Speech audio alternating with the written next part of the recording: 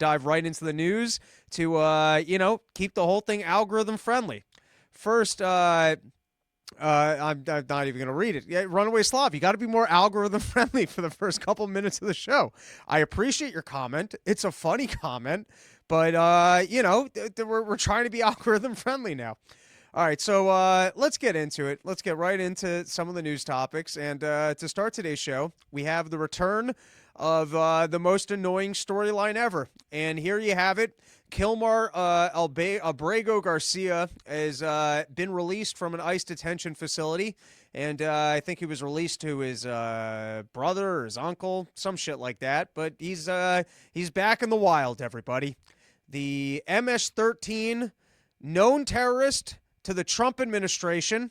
And the Trump administration is so bad at doling out justice and keeping us safe from known MS-13 members that he's back on the streets giving compelling speeches. And now listen, if you wanted to see this man freed and you thought it was a shame that he got sent to El Salvador, don't start celebrating already because, if for all we know, he's going to get out of jail and return right back to his MS-13 ways. He's going to be kidnapping people, sending them over the border, selling drugs, and you don't want to look like an asshole in a year from now when it turns out that this was a story of a liberal judge who put a criminal back on the streets, even though they haven't actually proved he's part of MS-13, and they should probably investigate the police department that pulled him over on the side of the road and then just let him go, and the entire Biden criminal justice system of the FBI and everybody else, that incidents like that could have been recorded and people would just look the other way. But, forget all that.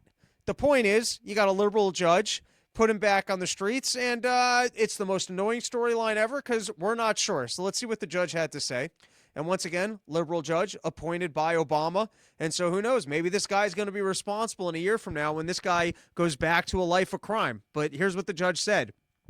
Although respondents may eventually get it right, they have not as of today. Thus, Abrego Garcia's detention for the stated purpose of third country removal cannot continue.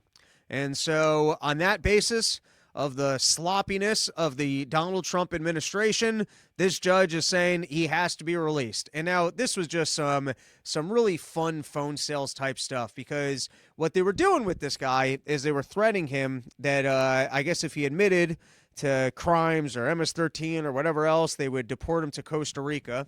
And if not, they were saying that they were going to be deporting him off to a less friendly area in the middle of Africa.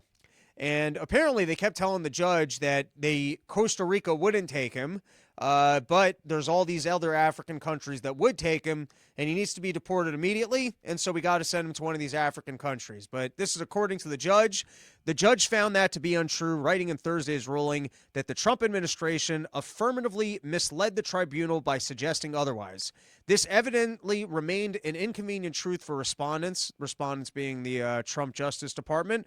But more to the point, respondents' persistent refusal to acknowledge Costa Rica as a viable removal option, their threats to send Abrego Garcia to African countries that never agreed to take him.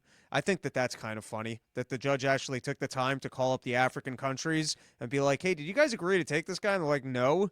And their misrepresentation to the court that Liberia is now the only country available to Abrego Garcia all reflect that whatever purpose was behind his detention, it was not for the basic purpose of timely third country removal, the judge continued. So it sounds like, the lawyer for Trump was being a lawyer and was saying we're not going to prove that he's MS-13, but he's not supposed to be in the country. We got to remove him immediately, and the only way that we can remove him immediately, and we have to detain him for immediate removal, but Costa Rica, he can't go there, and these other African countries said they would take him until, I guess, the judge called them, or the judge is lying. I don't know that we'll ever get the full story here.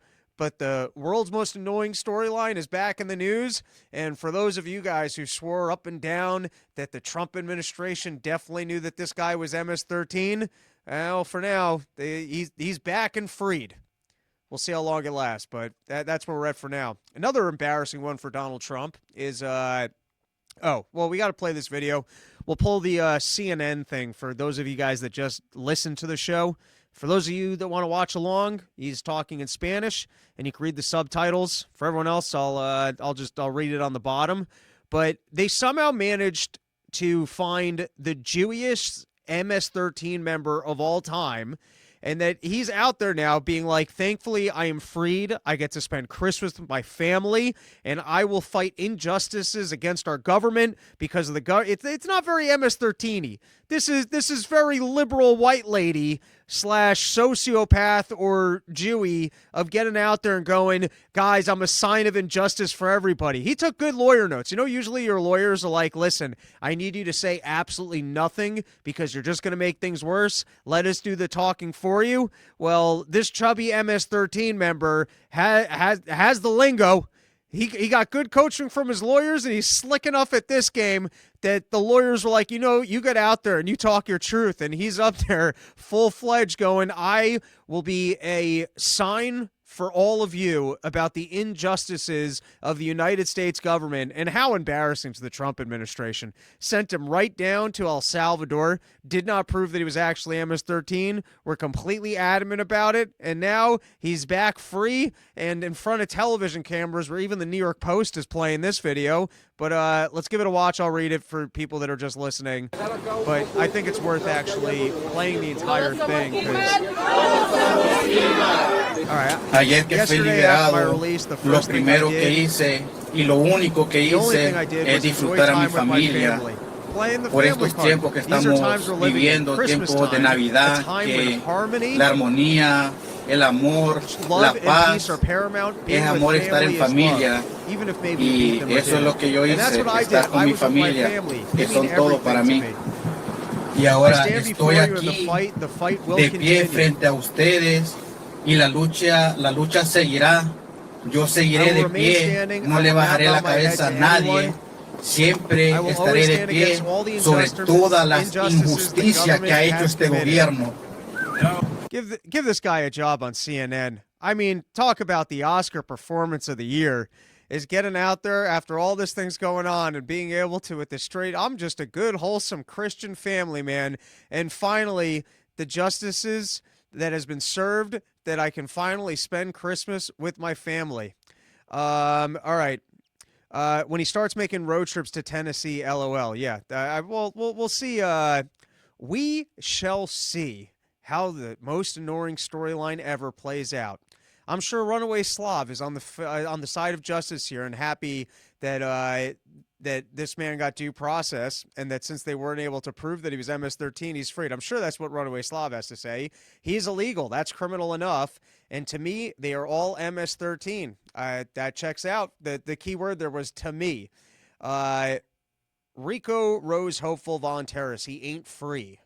Well, I guess if you want to go with a more autistic definition of that, he still is, I guess, under the watch of his family member, and he might get pulled back in. But I don't know. He doesn't seem to be in a prison cell right there. Seems to be talking in front of the television cameras and seems to be temporarily released until they can bring a new court case up against him. So I don't know what you mean by ain't free.